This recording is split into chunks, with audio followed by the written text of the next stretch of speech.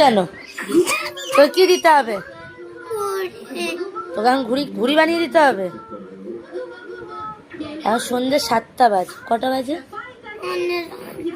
এই 7টার সময় তুই এখন ঘুড়ি নিয়ে তুই কোথায় ওড়াতে যাবি? আচ্ছা সবাই উড়েছে, তুই এখন ওড়াবি কোথায়, বাইরে না ঘরে সেটা বল। ঘরে ঘুড়ি ওড়াবি?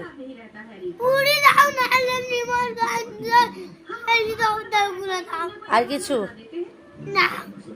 আমি ঘুড়ি বানিয়ে দেবো তাহলে? ঘুড়ি দিতেই হবে।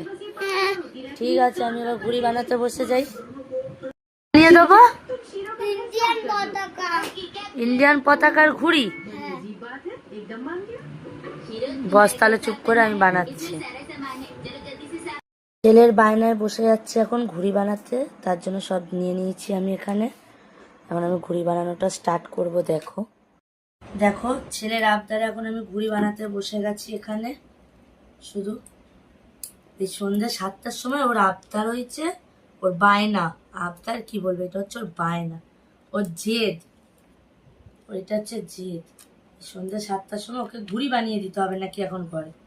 এখন দোকানে ঘুড়ি পাবে না, এই সন্ধ্যেবেলা আমি যেতেও পারবো না এখন দোকানে, তার জন্য এখন ওকে ঘুড়ি বানিয়ে দিতে হবে। আমি এখন ওর জন্য ঘুড়ি বানাতে বসে গেছি। তোমরা দেখে বলবে আমি ঘুড়িটা কিরকম বানিয়েছি। ছোটবেলায় বানাতাম, নিজেরা খেলতাম বলে। এখন নিজেরা ছোটবেলায় খেলতাম তখন বানাতাম, এখন ওদের জন্য বানাতে হচ্ছে। বলো তাহলে। আবার নিচে নাকি ডিজাইন দিতে হবে, আর কিসের ঘুড়ি হবে না, ইন্ডিয়ান পতাকার ঘুড়ি। এবার এটাকে করে আমাকে আবার কালার করতে হবে ইন্ডিয়ান পতাকার বলে করে। তো তোমরা দেখে বলবে কিরকম হয়েছে।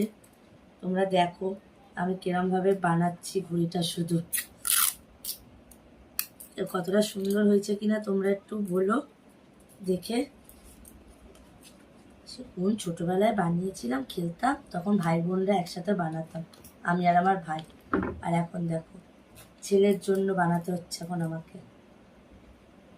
বলো, ছেলের আবদারে। এই দেখো ঘুড়ি বানিয়ে নিয়েছি, এবার এটা কালার করি। চলো ঠিক আছে, কালারটা করে তোমাদের দেখাচ্ছি কিরকম হয়।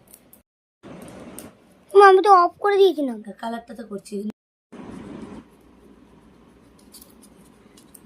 আমি। এটা এখন ওর জন্য এখন ইন্ডিয়ান পতাকা, মানে আমাদের ইন্ডিয়া পতাকারই কালার করতে হবে ঘুড়িটা।